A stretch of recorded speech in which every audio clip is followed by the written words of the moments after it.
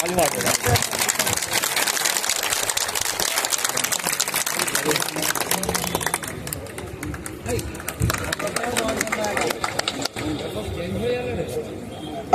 আপনাদের সামনে মূল্যবান বক্তব্য রাখবেন মাননীয় বিধায়ক নওশাদ সিদ্দিকী সাহেব।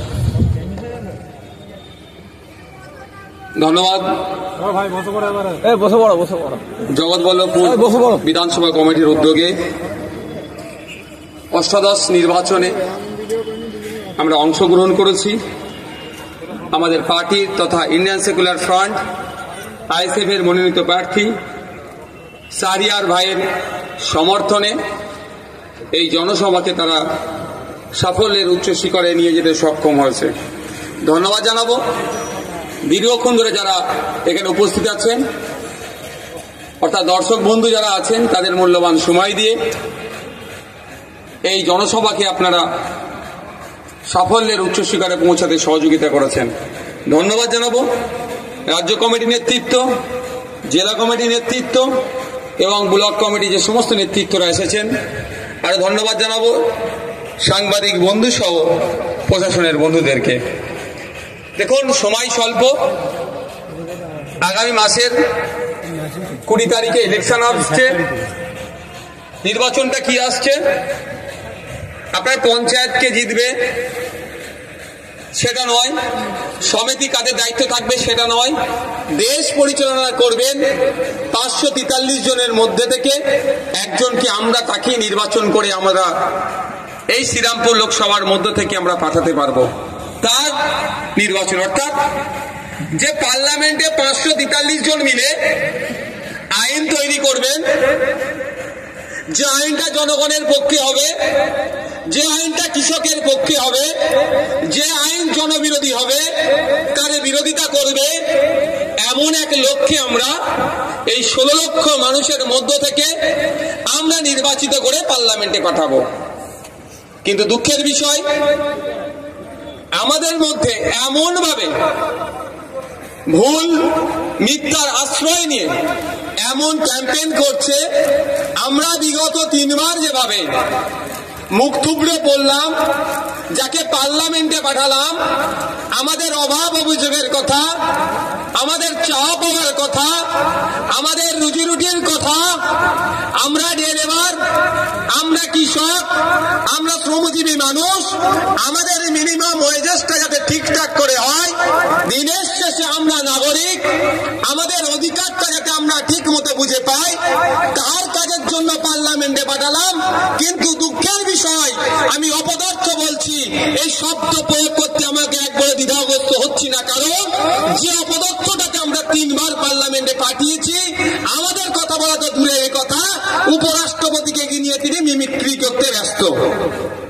অবশ্যই প্রত্যেকটা মানুষের রাইট আছে, সমালোচনা করতে পারে, কিন্তু সমালোচনার একটা স্তর হওয়া দরকার। তাকে আমরা ওখানে মিমিক্রি করতে পাঠাইনি, আমরা সংখ্যাগরিষ্ঠ মানুষ, তাকে ভোট দিয়ে পাঠিয়েছিলাম। এই যে মাঠে আছেন, মাঠের রাইট সাইডে যে স্বাস্থ্য কেন্দ্রটা আছে, এটা ডেভেলপমেন্টের জন্য, হেলথের ডেভেলপমেন্টের জন্য, এডুকেশনের ডেভেলপমেন্টের জন্য, এখানে রাস্তাঘাট থেকে শুরু করে মানুষের যেভাবে ডেভেলপমেন্ট করা যায়, এখানকার নাগরিকের যাতে রুজি রুটি বৃদ্ধি হয়, তার জন্য পার্লামেন্টে পাঠিয়েছি। আর অপদার্থ সেখানে করে সে গিয়ে মিমিক্রি করছে। তাই সময় এসেছে, আপনারা ডিসাইড করুন যে আগামী দিনে খামচিহ্নকে পার্লামেন্টে পাঠাবেন, না প্রাক্তন শ্বশুর প্রাক্তন জামাইয়ের মধ্যে যে নাটক চলছে তাদের মধ্যে কাউকে পাঠাবেন, আপনারা ডিসাইড করুন। কদিন আগে একটা ভয়েস লিক হয়েছিল, দেখেছিলেন? ভয়েসের সত্যতা আমিও জানিনি, কিন্তু ওখানে যেন শুনছি নাকি একটা প্রাক্তন শ্বশুর জামাইয়ের মধ্যে একটা কথোপকথন হচ্ছিল, একটা কনভারসেশন হয়েছে টিকিট লেনদেনের ব্যাপারে। আর গতকালকে একটা ভিডিও দেখছিলাম, সেই ভিডিওতে বর্তমানে ঘাটালের বিজেপির প্রার্থী বলছেন, আমি অমুকের অফিসে গিয়েছিলাম, কিন্তু আমার দলের নেতৃত্বকে জানিয়ে গিয়েছিলাম। অর্থাৎ একজন এমএলএ, বিজেপির এমএলএ তৃণমূলের অফিসে যাচ্ছেন, বিজেপির নেতৃত্বকে জানিয়ে যাচ্ছেন। তবে এদের মধ্যে কত ভালো সম্পর্ক আছে বুঝতে পারছেন? আমরা যারা এখানে ভাবছি যে রাজ্যে নাকি বিজেপি এসে যাবে বলছে, বিজেপিকে আটকানোর জন্য নাকি তৃণমূলই যথেষ্ট, তাদের বলছি একটু দেখুন কৃষ্ণ কল্যাণী বাবু, বিশ্বজিৎ দাস মহাশয়, বিজেপির তিনি এমএলএ, আর তৃণমূলের হয়ে তিনি প্রতিদ্বন্দ্বিতা করছেন এমপি ক্যান্ডিডেট হয়ে বনগাঁতে। কৃষ্ণ কল্যাণী বাবু বিজেপির তিনি এমএলএ, রায়গঞ্জ সিট থেকে তৃণমূলের হয়ে তিনি প্রতিদ্বন্দ্বিতা করছেন। এদের যখন যে লিডারের প্রয়োজন হয় আদান প্রদান করে। আর এদিকে প্রাক্তন শ্বশুর জামাই মিলে বাংলা নয় শুধু। আর আপনারা কিন্তু ফিরে আসি, আমাদের শ্রীরামপুরের মানুষকে ফুল বানানোর চেষ্টা করছে। তাই শ্রীরামপুরবাসীর কাজ হবে, জগৎবল্লভপুরবাসীর কাজ হবে, এই বর্গেশিয়াবাসীর কাজ হবে, এই প্রাক্তন শ্বশুর জামাইকেও আমাদের পক্ষ থেকে একটা করে গোলাপ ফুল দিয়ে সাইড লাইনে বসিয়ে রাখা, রিজার্ভ বেঞ্চে বসিয়ে দেওয়া। লাভটা কি হবে? এমপির কাজটা কি? শুধুমাত্র রাজধানী করে বা ফ্লাইটে চড়ে দিল্লি গিয়ে সই করে তার সাম্মানিক ভাতাটা নেওয়া? এই এমপিকে চ্যালেঞ্জ করে বলছি, যিনি বিদায়ী এমপি, বর্তমান তৃণমূল কংগ্রেসের যিনি প্রার্থী হয়েছেন, তার দলের নেতা কর্মীরা মাইকের আওয়াজ অনেক দূরে আছে, তারা শুনছেন। তাদের মাধ্যমে এমপি মহাশয়ের কাছে আমি খবর পাঠাতে চাই, বিধানসভায় তো বিধানসভা টিভি নয়, সংযুক্ত মোর্চা তথা আইএসএফ একটা বিধায়ক বাকি 43টার উপরে কিভাবে কথা বলে, বাকি 293টার উপরে কিভাবে কথা বলে, জনগণের অধিকারের নিয়ে ভাঙড়বাসীর চাওয়া পাওয়া অভিযোগের কথা কিভাবে করে পার্লামেন্ট বিধানসভার মধ্যে তুলছে, সেটা তো আপনারা দেখাবার সুব্যবস্থা করেননি। কিন্তু আমরা প্রত্যেকেই জানি পার্লামেন্ট টিভি আছে, পার্লামেন্টের মধ্যে আমরা যে সমস্ত প্রার্থীদেরকে জিতিয়ে পার্লামেন্টে পাঠিয়েছি তাদের ভূমিকা কি আমরা পার্লামেন্ট টিভির মাধ্যমে দেখতে পাবো।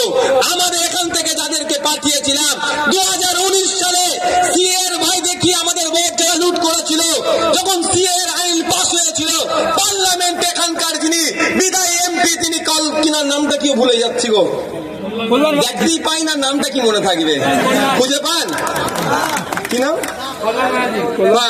কল্যাণ ব্যানার্জি মহাশয় সিএ এর সময় কি ভূমিকা পালন করেছিল মনে আছে কারো?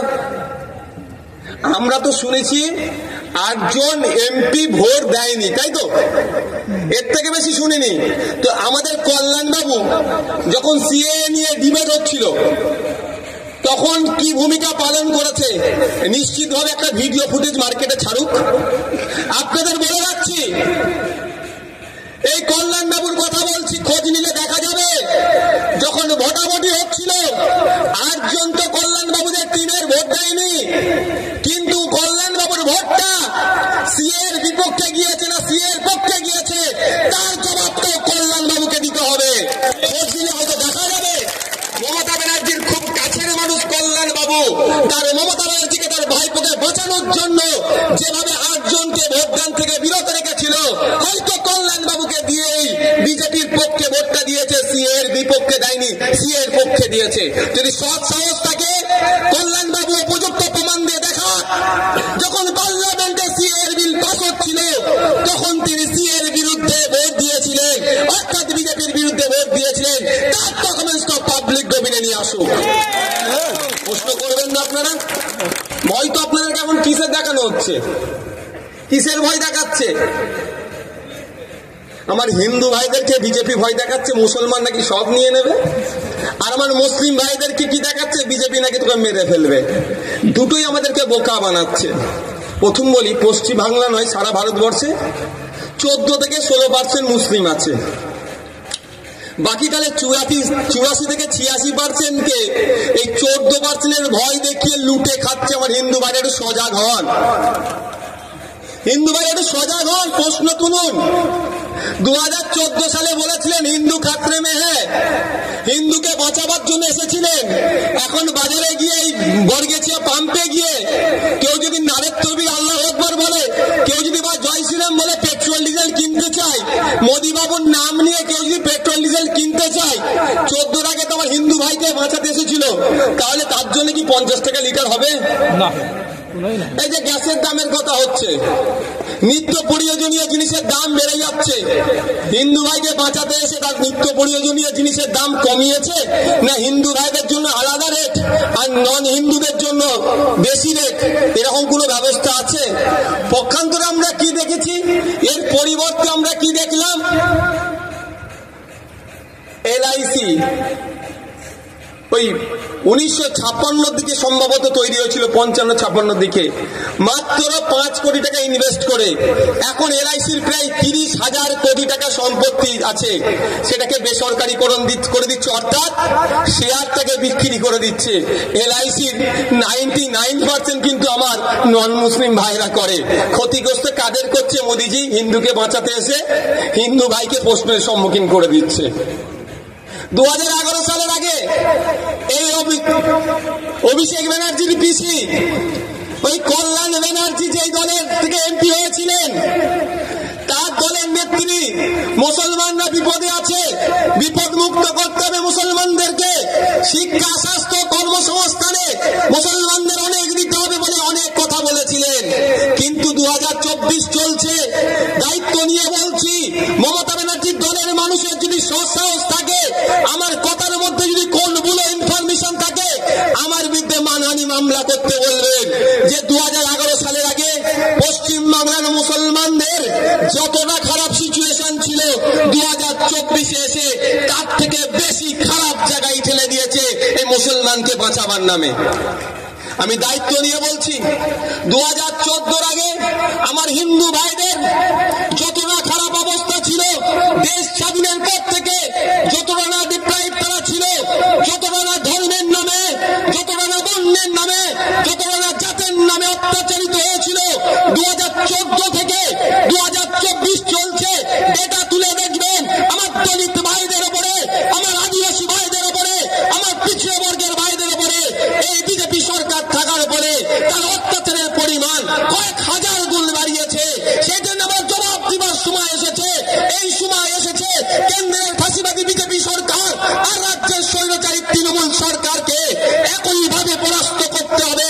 দুটো ফুল এখন এক্সপায়ার হয়ে গিয়েছে, এক্সপায়ার ফুল যদি বেশি দিন বাড়িতে রাখা হয়, সেই ফুল পচবে, সেই ফুল পচে দুর্গন্ধ বার হবে, তার থেকে পোকা জন্মবে, ওই পোকা যদি আমাদের শরীরে আসে আমাদের স্বাস্থ্যের অবনতি ঘটবে। তাই সময় এসেছে, ফুল এক্সপায়ার হয়েছে, দুটো ফুলকে আপনার সরকাটাই ফেলুন, খাম চিহ্নকে নিয়ে আসুন, খাম চিহ্ন আগামী দিনে সুস্থ সমাজ ব্যবস্থা উপহার দেবে। অনেক কথা বলেছিল, কি দেখলাম আমরা? দিনের শেষে একজন হিন্দুকে বাঁচাতে এসেছেন, একজন মুসলমানকে বাঁচাতে এসেছে। এসে কি দেখলাম? অমিত শাহজির ছেলে জয় শাহজি, তার ব্যবসা রকেটের গতিতে বেড়েছে, আর মমতা ব্যানার্জির ভাইপো অভিষেক ব্যানার্জি, তার সম্পত্তি রকেটের গতিতে বাড়ছে। আর আপনার আমার পাশের বাড়ির রাম কাকু, আপনার আমার পাশের বাড়ির রহিম চাচা, যে আগে ওই মার্কেটে বসে সবজি বিক্রি করতো, কাকা চাচা যাই বলুন না কেন, তার সম্পত্তি, তার অবস্থা কোথায়? ক্রমশ তলানিতে যাচ্ছে। যারা গার্মেন্ট শিল্পের সাথে আপনারা যুক্ত আছেন, তাদের উদ্দেশ্যে বলি, ব্যবসা এখন কোন জায়গায় গিয়ে পৌঁছেছে বলুন? আর ওইদিকে ওরা হিন্দু মুসলমান করছে। আমাদের দ্বারা ওটা সম্ভব হবে না। মানুষের অধিকার নিয়ে কথা বলবো, মুসলিম বঞ্চিত হলে তার কথা বলবো, আদিবাসী বঞ্চিত হচ্ছে তার কথা বলবো, মুসলিম বঞ্চিত হচ্ছে তার কথা বলবো, দলিত বঞ্চিত হচ্ছে তার কথা বলবো, মতুয়ারা বঞ্চিত হচ্ছে তাদের কথা বলবো, উচ্চবর্ণের মানুষ বঞ্চিত হচ্ছে তাদের কথা বলবো। যার ধর্ম বর্ণ নির্বিশেষে বঞ্চিত মানুষের কথা বলবো। বঞ্চিত মানুষের কথা বলছি বলেই ওনাদের প্রচুর রাগ হয়ে যাচ্ছে। কে বলছে?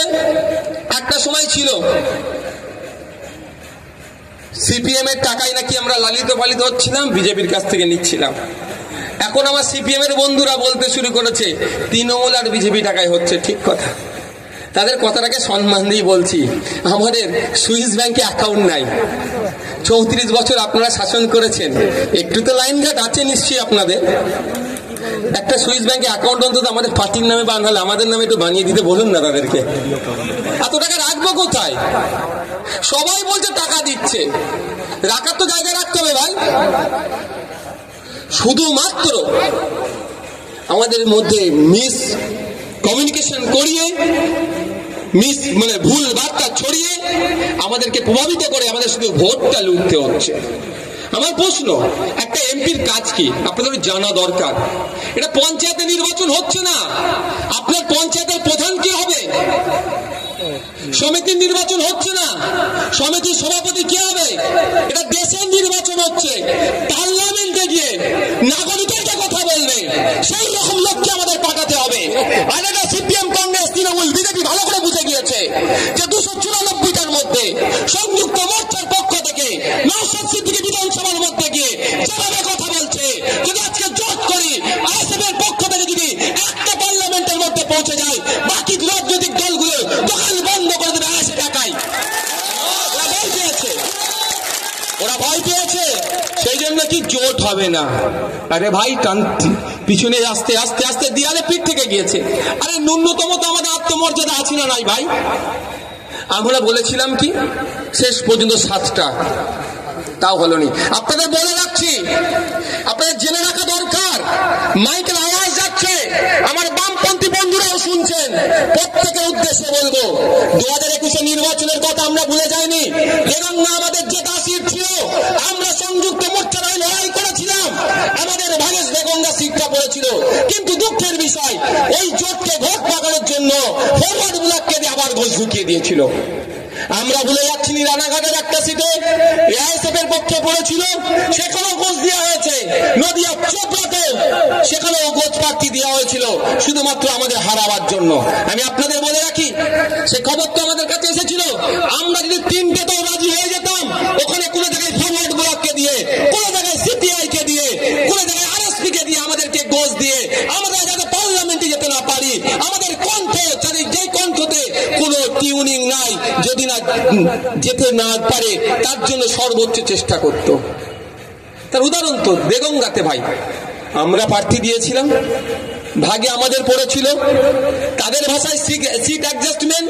কিন্তু দুঃখের বিষয়, সংযুক্ত মোর্চা বলছে আবার কি বলছে সিটের ভাগাভাগি হয়েছিল। তার জবাব আপনারা দেবেন, আমি নতুন করে দেবার দরকার নেই। কিন্তু কি হয়েছিল, আমরা দিগঙ্গাতে আইএসএফ প্রার্থী দেবে, আইএসএফ প্রার্থী দেওয়ার পরেও ফরওয়ার্ড ব্লককে দিয়ে দিল। ফরওয়ার্ড ব্লক কত ভোট পেয়েছিল জানেন? জেনে রাখা দরকার, 2200 সম্ভবত ভোট পেয়েছিল। কিন্তু পারসেপশন কি করলো, যে ভোট কাটাকাটিতে নাকি অমুক দল জিতে যাবে, সংখ্যাগরিষ্ঠ ভোটটা কোথায় গেল? চলে গেল। আমরা প্রায় 67,000 ভোট পেয়েছিলাম। যদি ঠিকভাবে লড়াই হতো, ঐক্যবদ্ধভাবে লড়াই হতো, দেগঙ্গা সিটটাও আমরা বার করতে পারতাম। দুঃখের বিষয়, এই জায়গায় দাঁড়িয়ে হচ্ছে। আমি একটা কথা বলে যাচ্ছি, অনেকের রাগ হতে পারে, কিছু করার নাই, আমার বলতে বাধ্য হচ্ছি। একটু খোঁজ নিয়ে দেবেন আনাচে কানাচে, যে সমস্ত বামপন্থী বন্ধুরা আছেন, লিডার গোছের আছেন, যে সমস্ত কংগ্রেসের বন্ধুরা আছেন, যারা লিডার আছে, একটু তাদের প্রতি ফলো রাখবেন। সকালবেলা পর্যন্ত, সূর্য অস্তের আগে পর্যন্ত এরা বামপন্থী থাকে, সবাই নয়, এদের মধ্যে অনেক ঘাপলা মেরে বসে আছে। সূর্যাস্তের আগের পর্যন্ত এরা কংগ্রেস থাকে, সূর্যাস্তের পরে এরা রাতের অন্ধকারে কেউ তৃণমূল হয়ে যাচ্ছে, কেউ বিজেপি হয়ে যাচ্ছে, কেউ আরএসএস হয়ে যাচ্ছে। এগুলো থেকে আপনারা সাবধানে থাকবেন, সাবধানে আপনারা থাকবেন। কেন জোটটা হলো না? দেখছি কি মলিশাপ পড়া মানুষ, পীরের ঘরের ছেলে, এ আর কি বলতে, একটা জিতে গেছে এরকম একটা ভাব। তারাই প্রচার করছিল ভিতর থেকে, ওর কদিন উইকেটটা থাকবে, তৃণমূলে চলে যাবে। কিন্তু যতদিন যাচ্ছে, আপনাদের ভরসা, দোয়া, আশীর্বাদে, আমার আদিবাসী মায়ের দোয়াতে, আশীর্বাদে, আমার হিন্দু মায়ের দোয়া, আশীর্বাদে, যে মায়ের ছেলের চাকরি চুরি হয়েছে, যাই মায়ের ছেলে গলা পাঠাচ্ছি, সেই দিয়ে কর্মচারীদের দোয়া, আশীর্বাদে দিনের পর দিন আইএসএফ এক দৃষ্টান্ত স্থাপন করছে। বিধানসভার মধ্যে, বিধানসভার বাইরে, সারা রাজ্যের মানুষ আইএসএফ এর দিকে তাকিয়ে আছে। শুধু ভয় পাচ্ছে, এখন আসতে পারছে না কেন? সমস্ত শ্রেণীর মানুষ কারণ কি বলেন তো? যদি অত্যাচার হয়, তারা অপেক্ষায় আছে। আপনাদের বলি, পার্লামেন্টে শ্রীরামপুর থেকে আপনারা পাঠান, আমি আপনাদের বলছি 2026-এর আগে জনসংখ্যার নিরিখে, অর্থাৎ মেম্বারের নিরিখে ইন্ডিয়ান সেকুলার ফ্রন্ট ওই 100 বছরের দল, ওই 60 বছরের দল, 125 বছরের দলের কেউ ছাপিয়ে যাবে, দায়িত্ব নিয়ে আমি বলছি। শুধু অপেক্ষায় আছে, আমাদের কণ্ঠ পার্লামেন্টে যাবে কি করে, একটা হেভি অংশের মানুষ অপেক্ষায় আছে। এটা কিন্তু অনেকে বুঝতে পেরে গিয়েছে, এই জন্য জোট করা যাবে না। সবাই ভেগ ধরছে। কদিন আগে দেখছিলাম আমার অনেক বন্ধুরা, এখন যদিও শত্রু নয়, এখন বন্ধুত্ব থেকে একটু ডিটাচে আছি আমরা, শুভেন্দু অধিকারীর গ্রেপ্তার মাহফিলের ছবি দিচ্ছে, দেবাংশুর গ্রেপ্তার মাহফিলের ছবি দিচ্ছে। অবশ্যই দুটোকে আমরা ধিক্কার জানাচ্ছি, কিন্তু ফুরফুরাশিতে গেলে এরকম করে ভোট চাইতে হবে কেন ভাই? কেন বুঝতে পারছেন না? বুঝতে হবে এখানেও সব পাখি মাছ খায় আর মাছরাঙার দোষ হয়। নবাবপুরে গিয়ে এরকম ভাবে ভোট চাইছে কেন ভাই? আরে আপনি এরকম ভাবে আসুন না, ভালো লাগলে ভোট আপনাকে দেবে। আপনি দেবাংশু আর শুভেন্দু অধিকারীকে পিছিয়ে গেলেন না তো, তার সাথে আপনি রেসারেসি করছেন, আর আপনি বলছেন আপনি ধর্ম নিরপেক্ষ, ওরা খারাপ আপনি ভালো। সব পাখি মাছ খাচ্ছে আর মাছ না খাওয়ার দোষ হচ্ছে। এখন আমাদের কাজ কি করতে হবে? নেট দিয়ে দিতে হবে। কি নেটটা? কি পুকুর বা মাছ যেন ওই পাখি না আর আসতে পারে, নেটটাই হচ্ছে খাম। আইএসএফ, আপনি আমার ভোট নেবেন, আপনি আমার ভোট নেবেন, আর আমি যখন নেতৃত্ব হতে চাইছি পছন্দ হচ্ছে না। আমরা কাদেরকে প্রার্থী করিনি, আমার আদিবাসী সমাজ থেকে তুলে নিয়ে এসেছি। আমরা আদিবাসী সমাজ থেকে নিয়ে এসেছি একজন অধ্যাপক। কারণ কেন? আমি দেখেছি, আমি তো বিধানসভার সদস্য প্রায় 2.5-3 বছর হতে চলেছে। আমি তো ভেতরে সব নাটকগুলো দেখি, দুঃখ লাগে আমাকে। জঙ্গলের স্বাভাবিক অধিকার আদিবাসীদের কেড়ে নেওয়া হচ্ছে। সেখানে পশ্চিমবাংলার বিধানসভায় যে সমস্ত আদিবাসী সমাজের বিধায়করা আছেন, সেই অর্থে শব্দ খরচ করেনি, সেই নওশাদ সিদ্দিকীকে বলতে হচ্ছে। আমি দেখেছি দলিত সমাজ তথা এসসি সমাজের বিধায়কগুলোকে, আর এসসি সমাজের এসসি কোটার যে সমস্ত চাকরিগুলো আছে নন এসসিরা খেয়ে নিচ্ছে, কাউকেও প্রতিবাদ করতে দেখলাম না। সেই প্রতিবাদ করতে হচ্ছে কাকে? ইন্ডিয়ান সেকুলার ফ্রন্ট তথা নওশাদ সিদ্দিকীকে করতে হচ্ছে। অর্থাৎ পেছনে টিউনিং করা আছে। আপনারা যদি আমাদের সুযোগ দেন, যেমন বিধানসভার মধ্যে আপনাদের হয়ে সওয়াল করছি, আগামী দিনে এখানে সারিয়ার ভাইকে আগামী মে মাসের 20 তারিখে যদি থাম চিহ্নে ভোট দিয়ে জিতিয়ে পার্লামেন্টে পাঠান, আপনাদের কাছে আমি দায়িত্ব নিয়ে বলছি, পেছনে কোনো টিউনিং থাকবে না। আমার সারিয়ার ভাই পার্লামেন্টে গিয়ে জঙ্গলের অধিকার থেকে শুরু করে, এসটি এসসি সার্টিফিকেট থেকে শুরু করে, মাইনরিটিদের হয়ে কথা থেকে শুরু করে, ফুরফুরা শহীদ সহ যে সমস্ত রেল মানচিত্রে 8 ফুটকে ঢোকানোর কথা বলেছি আমরা, সেই আওয়াজ পার্লামেন্টে তুলবে। আমাকে আমরা দায়িত্ব নিয়ে বলতে পারি। আপনারা অবাক হয়ে যাবেন, ফুরফুরা শরীফে রেলের মানচিত্রে 3টে লাইন আছে, বাড়িপাড়া থেকে, তারকেশ্বর থেকে আর ডানকুনি থেকে। কিন্তু দুঃখের বিষয়, এই তৃণমূল কংগ্রেস নোংরা রাজনীতির ফলে আমরা একটাও লাইন পেলাম না। আমরা রাজ্য সরকারের কাছে শুধু নয়, আমরা কেন্দ্রীয় রেলওয়ে মিনিস্ট্রিতে চিঠি করেছিলাম। শুধুমাত্র রেলের এক্সটেনশন ফুরফুরা শরীফ নয়, আর একটা ধর্মস্থান আছে 8 ফুট ধর্মস্থানে লাইনটা ফুরফুরা শরীফ থেকে এক্সটেন্ড করে 8 ফুট পর্যন্ত করা হোক। এটাই ইন্ডিয়ান সেকুলার ফ্রন্ট, যে আমরা সব জায়গায় আমরা বৈচিত্র্যের কথা ভাবি। কিন্তু দুঃখের বিষয়, পার্লামেন্টে গিয়ে 3 বার গিয়েছেন উনি, অর্থাৎ 15 বছর। 15 বছরে কত টাকা একটা এমপির হাতে আসে জানেন? জেনে রাখা আপনাদের দরকার।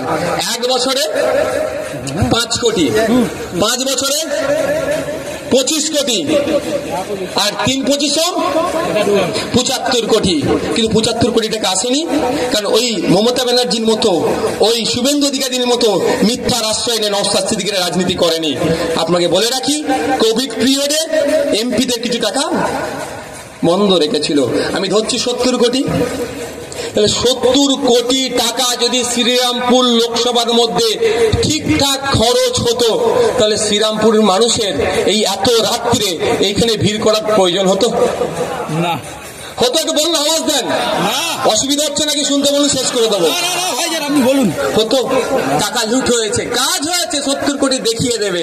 কিন্তু 30%, 40% কোথায় গেছে? ঘুরে আবার কালীঘাটের পাশেই তো বাড়ি আছে ভাই, বাড়িটা কালীঘাটের পাশেই আছে তো, ওই কালীঘাটই বাড়ি আছে, ওখানে পৌঁছে গিয়েছে। তাই এমন এক এমপিকে আপনারা এমপি করে পাঠান, এমন এক প্রার্থীকে ইন্ডিয়ান সেকুলার ফ্রন্টের পক্ষ থেকে এখন আপনাদের সামনে বলে যাই, আমাদের সারিয়ার ভাই কন্টেস্ট করছেন, ওনার টোটাল হিসাব আমরা কিন্তু ফাইল করে রাখছি, ওনার ইনকাম কত, খরচ কত, বছরে কি থাকেন, টোটাল বায়োডাটা নয়, সরি আপনার কি বলে ওটাকে, আমরা যেগুলো রিটার্ন, আইটি রিটার্ন আমাদের অফিসে আমরা ফাইলে জমা করছি। আপনারা জিতাবেন, প্রতি বছরে সারিয়ার ভাইয়ের কাছ থেকে আমরা কি করব, কত ইনকাম করেছেন, কত খরচ করেছেন, কি করেছেন, প্রতি বছরের আমরা ওখানে জমা রাখবো। যদি দেখি আয়ের বহির্ভূত ইনকাম ওই পার্সেন্টেজ খাওয়ার টাকা হয়েছে, আপনাদের সামনে বলছি আমরা দলে তাকে রাখবো না, আপনাদের অনুমোদন নিয়ে আমরা বলবো আপনি অনেক কাজ করেছেন, আপনি চলে যান। এই দায়িত্বটা মমতা ব্যানার্জি দিতে পারবে? আমরা দায়িত্ব নিচ্ছি। বুঝে আসছে নাকি না বুঝতে পারলেন না কি বললাম? ছিল ভ্যান চালক, ছিল একটা উকিল অ্যাডভোকেট, এখন কয়েকশো কোটি টাকার মালিক কিভাবে হলো ভাই? ওই বকলেমে তোলা তুলে হচ্ছে, সেটা বন্ধ করতে হবে। একটা এমপির কাজ হচ্ছে এই লোকসভার মানুষের, এখানে কত মানুষ আছে, কটা বাজে, এখানে কত মানুষ আছে? 15 লক্ষ 16 লক্ষ, 15 লক্ষ 16 লক্ষ মানুষ আছে তো ভাই। এই মোদিজির গ্যারান্টির কথা বলছে, আমি একটা মোদিজির গ্যারান্টির কথা বলবো, শুনে যাবে না, আর দিদির ওয়ারেন্টির কথা বলবো, দুটি মুখ থুবড়ে পড়েছে। তো একটা, এই লোকসভাতে কত মানুষ আছে? প্রায় 20 লক্ষ মানুষ আছে, ভোটার 15-16 লক্ষ। আচ্ছা, এই 15-16 লক্ষ ভোটার যদি পার্লামেন্টের সামনে গিয়ে বলে আমার এই শিক্ষার ব্যবস্থা চাই, আমার স্বাস্থ্যের মানুষ মানে স্বাস্থ্য কেন্দ্র চাই, আমার বাস রুট চাই, আমার রেল রুট চাই, আমার ওই চাই, যেগুলো ভ্যালিড ডিমান্ড, যদি 16 লক্ষ মানুষ গিয়ে বলে, ক বছর লাগবে ভাই শুনতে? কতশো বছর লাগবে বলা মুশকিল। তাহলে সেই জন্য কি হয়েছে, একটা জনপ্রতিনিধিকে পাঠানো হবে এই 16 লক্ষ মানুষের মধ্যে। ভারতবর্ষে এই লিমিটেশন ছিল 10 লক্ষ, ওটা বেড়ে এখন 16 লক্ষ হয়ে গিয়েছে, 15 লক্ষ 14 লক্ষ, 10 লক্ষের উপরে চলে গিয়েছে।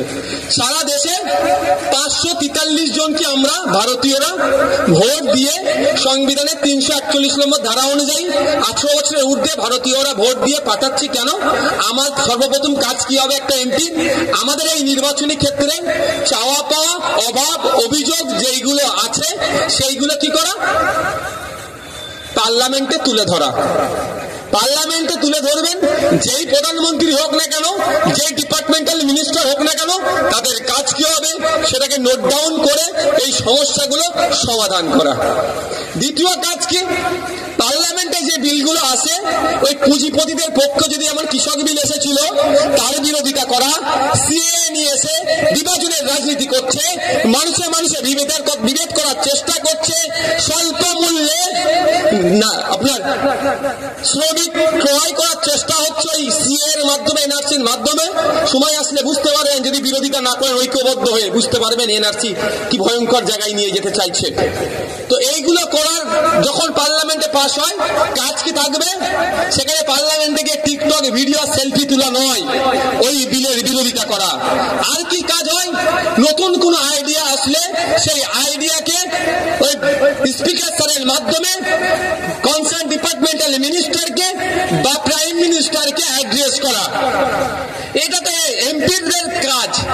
দুঃখের বিষয়ের পরিবর্তে কি করছে, কেউ উপরাষ্ট্রপতিকে খিল্লি করছে, কেউ আমাদের রাজ্যের মুখ্যমন্ত্রীকে নিয়ে খিল্লি করছে, কেউ আমাদের দেশের রাষ্ট্রপতিকে নিয়ে খিল্লি করছে। এক কথায় নাটক করছে, না নাট্য মঞ্চ হিসাবে সেটাকে ব্যবহার করছে। তাই আমরা ইতিপূর্বে আমাদের এই জগৎবল্লভপুরের মানুষেরা, শ্রীরামপুরের মানুষেরা, আমার দাদু থেকে শুরু করে আমার পর্যন্ত 17 বার ভোট দিয়ে পার্লামেন্টে পাঠালাম, আমাদের কিছু লাভ হলো না। লাভ কাদের হচ্ছে? ওই দাদা দিদিদের লাভ হচ্ছে। আর ইনাকে 3 বার পাঠিয়েছি। সময় এসেছে এই 17 বার ভোট দিয়ে আমরা ব্যক্তিগত নয় সমাজের জন্য চাইছি, কিছু ডেভেলপ করতে পারেনি। এবার আসুন আপনার দায়িত্ব নিয়ে বলছি, ইন্ডিয়ান সেকুলার ফ্রন্টকে আগামী মে মাসের 20 তারিখে থাম চিহ্নে ভোট দিয়ে জিতিয়ে পার্লামেন্টে পাঠান। এই 17 বার জানা এই শ্রীরামপুরবাসীর জন্য আওয়াজ উঠেছে, একবার 5 বছরের জন্য গিয়ে তার থেকে কয়েক গুণ বেশি আওয়াজ তুলবে, মানুষের চাওয়া পাওয়ার কথা পার্লামেন্টে তুলে ধরবে। আমি ভাঙড়ের বিধায়ক। আমি এখন রিপিট করছি ভাঙড়ের দাবি নিয়ে। শিক্ষা, স্বাস্থ্য, কর্মসংস্থান, স্পোর্টস কমপ্লেক্স, লাইব্রেরি, রাস্তা, বাস, খালের উপরে কংক্রিটের বাঁধ, হিমঘর হয়ে গেছে। আমি এখন রিপিট করছি, দাবি আওয়াজ উঠছে, কিন্তু অপদার্থ হিংসুক সরকার। নওশাদ সিদ্দিকী তৃণমূলে গেলে লুপে নেবে, কিন্তু নওশাদ সিদ্দিকী মানুষের কথা বলছি, পছন্দ হচ্ছে না। কিন্তু ওদের শোনার অভ্যাস চলে গেলেও আমার তো বলার অভ্যাস ছাড়বো না। আমি তো বলতে এসেছি ভাই, এই বলার জন্য জেল খাটলাম 42 দিন। আপনাদের নাসির মাস্টার মশাই আছেন, মাস্টার সাহেবদেরকে হয়তো অ্যারেস্টও করে নিত। 42 দিন জেল খেটেছি মানুষের হয়ে কথা বলার জন্য। আমার পাশের বাড়ির রাম কাকার ছেলে ক্ষুধার্ত অবস্থায় থাকবে, আমাকে হিন্দু মুসলমান করতে হবে, আমি পারবো না। আমার পাশের বাড়ির রহিম চাচার ছেলে চাকরি পাবে না, বসে ধন্যা দেবে, আমাকে হিন্দু মুসলমান করতে বলবে, আমি পারবো না। এই রাম কাকার জন্য, রহিম চাচার জন্য আওয়াজ তুলবে, তাতে যদি 4 বার কেন, 420 দিন কেন, 4 বছর ছেলে থাকতে আমি থাকতে প্রস্তুত আছি। মানুষের জন্য আওয়াজ তুলবো। শুধু আমাদের বোঝানো কি হচ্ছে, ও হিন্দু, ও মুসলমান, ও খ্রিস্টান, ও দলিত, ও আদিবাসী। আর কতদিন হবে ভাই? 75 বছর ধরে তো আমাদেরকে এই শিখাচ্ছি, আমাদের মধ্যে এই বিষ তোমরা ঢুকাচ্ছ না। পার্লামেন্টের মধ্যে গিয়ে আমরা কাদের পাঠাতে চাইছি? অধ্যাপক বাপি সরেনকে। কারণ যে একজন আদিবাসী সমাজের শিক্ষিত লোক। আমি আর পার্লামেন্টে কাকে পাঠাতে চাইছি? যার চাকরি শুরু গিয়েছে, মায়ুদ্দিন আহমেদ মাহিরাকে তমলুক থেকে পার্লামেন্টে পাঠাতে চাইছে। কারণ ও জায়গাটা বুঝতে পারবে, ওর হয়ে চাকরি চোর, চাকরি যারা চুরি করেছে, যারা চাকরি গিয়েছে, তাদের বিরুদ্ধে কথা বলবে। আমরা কাকে পাঠাচ্ছি? অধ্যাপক অজয় কুমার দাসকে, আদিবাসী দলিত সমাজে, যিনি মানুষের হয়ে সওয়াল করবে। মহল্লার মসজিদের আজান হচ্ছে না অন্য মসজিদের? মহল্লার মসজিদের আজান হলে বলবেন না একসাথে হচ্ছে? আচ্ছা ঠিক আছে, আপনাদের কারো অসুবিধা আছে? 5 মিনিট যদি বিরতি নেই? না 5 মিনিট পরে ছেড়ে দেবো। বাড়ির পরে 5 মিনিট ওই মোদিজির গ্যারান্টি আর দিদির গ্যারান্টি ওয়ারেন্টি নিয়ে বলবো। ভোর হয়ে গেল, কোনো অসুবিধা নেই।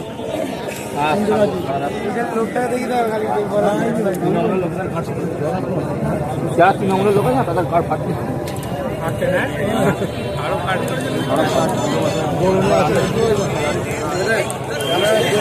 ঘুরে নিয়েছে, ঘুরতে ভালো পারবো।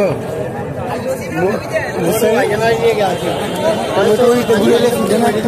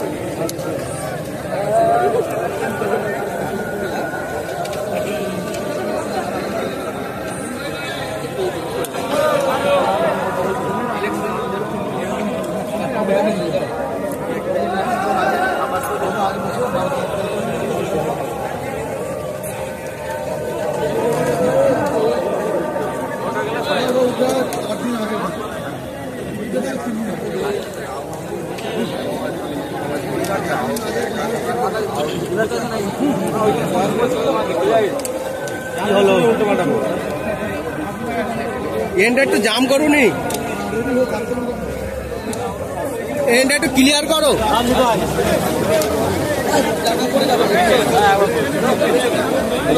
দিদি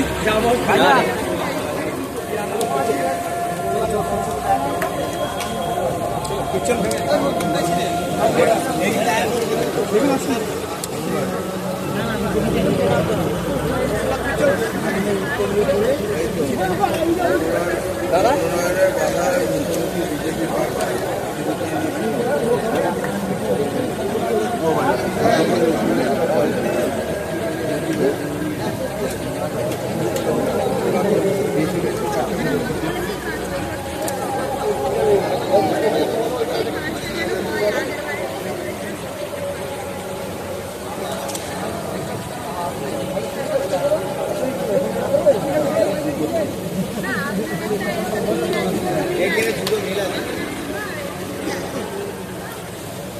ভালো ওই রাস্তায় করে দুটো মেয়েদের পাঠিয়ে এখান থেকে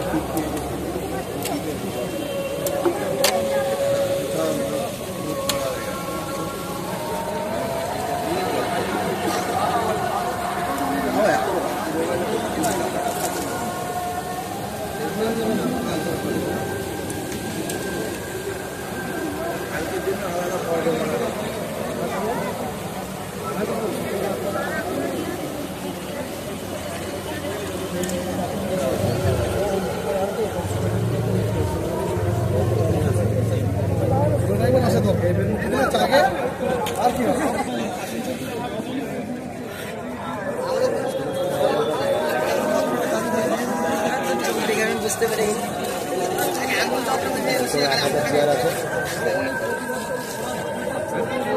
যারা বেশি অত্যাচারী করে সেই জায়গায় এখন আইনের মানুষগুলো সম্ভব হবে।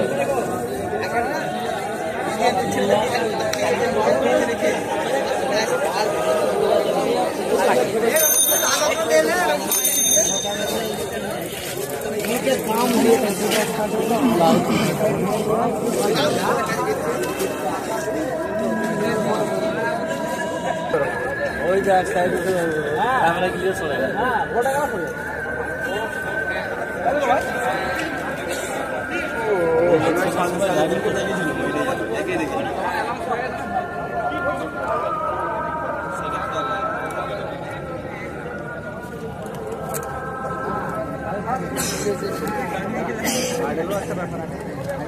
মামা চ্যালেঞ্জ যাবে মামা। কিরম বুঝছো মা? কিরম বুঝছো? কিরম লাগছে? হ্যাঁ ভালো লাগছে। মানুষ কিরম লাগে? মানুষ কতদিন হবে?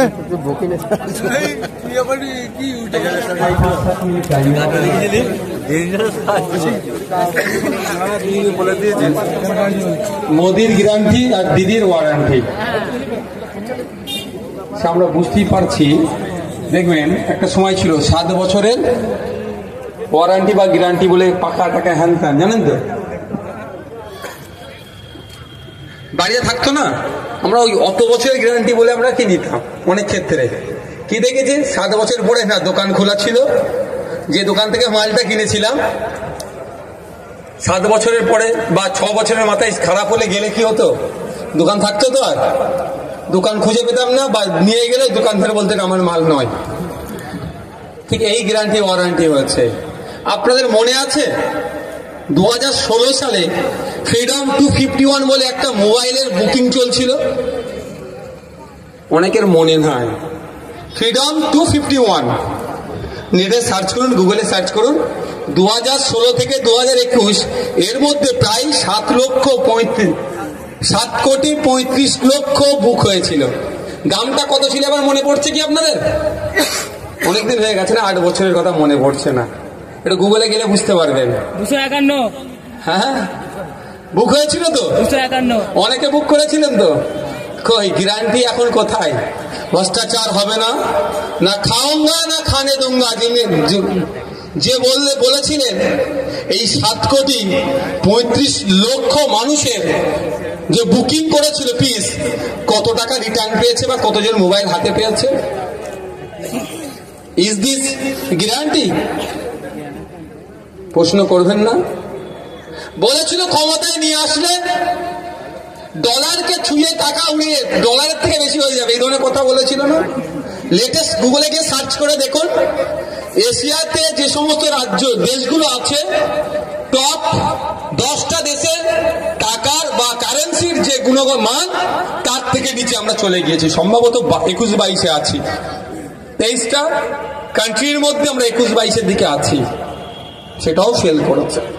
বলেছিল নোটবন্দির কথা, নোটবন্দিতে যদি সাকসেস না আমরা হয়, চৌরাস্তায় উনি কি বলেছিলেন, কি নিয়ে নেবেন আপনারা বলুন না, ভুলে গেছেন নাকি? চৌরাস্তায় বলেছিল দিয়ে টেঙে কিছু। নোটবন্দির ফলে লাভ হয়েছে না লস হয়েছে? আপনাদের এলাকায় লেদের কাজ সব থেকে বেশি হইতো ভাই, মানে এই এলাকাটাতে লেদের যারা কাজ করে তাদেরকে জিজ্ঞাসা করুন তো। এখন কাজ বেশি করতে হচ্ছে, কামাই কম হচ্ছে। যিনি বলেছিলেন যার গ্যারান্টিকে আমরা আর ভরসা করতে পারছি না, আর ভরসাও করব না, যে ক্ষমতায় আসলে বিদেশে যে সমস্ত কালো টাকা আমাদের গিয়েছে ফিরিয়ে নিয়ে এসে 15 লক্ষ টাকা করে অ্যাকাউন্টে দেবে। 15 পয়সা তো আসেনি, উল্টে কি দেখেছি, আপনার আমার এই দেশ থেকে আপনার আমার পূর্বপুরুষের লড়াই আত্মবলিদান, এই শ্রীরামপুরের বীর যোদ্ধা শহীদ গোপীনাথ সাহা, যিনি 20 বছর বয়স পার করেননি, 20-র আগেই দেশের জন্য জীবন দিয়েছে, সেই শ্রীরাম ব্যারাকপুরের তিনি নাম সহ দেশের নামকে উজ্জ্বল করেছেন, ব্রিটিশদের বিরুদ্ধে লড়াই করে জীবনকে উৎসর্গ করেছিলেন, সেই শহীদ গোপীনাথ সাহারও কিন্তু আত্মত্যাগের সম্মানীরা দিল না। কি দেখলাম, এই দেশ থেকে ঋণ খিলাপির সংখ্যা বেড়ে গেল। এই 10 বছরে আরো কয়েকশো গুণ বেশি টাকা বিদেশে চলে গেল। তাহলে গ্যারান্টি আর থাকলো? আর যিনি ওয়ারেন্টি দিচ্ছেন, একটা একটা করে বললে সারা রাত পার হয়ে যাবে। তিনি কি ধরনের ওয়ারেন্টি দেন, তার ওয়ারেন্টির কতটা যুক্তি আছে, তার আমি একটা উদাহরণ দেবো না দুটো দেবো, একটা দিলে হবে না। প্রথম কথা হচ্ছে 2021 সালে নির্বাচনের সময় তিনি বলেছিলেন নন্দীগ্রামে নাকি তার উপরে কেউ হামলা করেছিল, তার পায়ে নাকি চোট হয়েছিল, পায়ে প্লাস্টার করে সারা ভোটের সময় তিনি হুইল চেয়ারে ঘুরলেন, মানুষের সিম্প্যাথি নিলেন, ভোট মানুষ দিল। কি গণনা কেন্দ্রে চুরি হয়েছে আর নতুন করে বলবো না আমি, কিন্তু দিনের সাথে তাদের হাতে বেশি সার্টিফিকেট আছে, তারা সরকার গঠন করেছিল। আজকে 2.5 থেকে 3 বছর হতে চলেছে, কে তাকে ধাক্কাটা মারলো? আমাদের রাজ্যের মুখ্যমন্ত্রী যিনি জেড প্লাসের উপরে সিকিউরিটি নিয়ে ঘোরেন, কে তার উপর হামলা চালিয়েছিল, কে তার প্রাণ কেড়ে নিতে চেয়েছিল, এখনো আমরা জানতে পারলাম না। তিনি আমাদেরকে নাকি আবার ওয়ারেন্টি দিচ্ছেন, বা তার দল ওয়ারেন্টি, তার ওয়ারেন্টি বিশ্বাস করতে হবে। কদিন আগে দেখছিলাম 200 স্পিডে নাকি একটা গাড়ি এসে ধাই করে তাকে ধাক্কা মারতে চাইছিল, কপালে লেগে গিয়েছিল। আমার কারো অ্যাক্সিডেন্ট নিয়ে আমি খিল্লি করবো না, তার নাকি ড্যাশবোর্ড গাড়ির খুলে কপাল লেগে ফেটে গিয়েছে। ভাই, আমাদের অত দামি গাড়ি না থাকলেও গাড়ি সম্পর্কে একটু আধটু আমাদের আইডিয়া আছে। টয়োটার গাড়ি, সম্ভবত এটা ফরচুনার ছিল, ওখানকার কোন এমএলএর গাড়িতে উনি ছিলেন।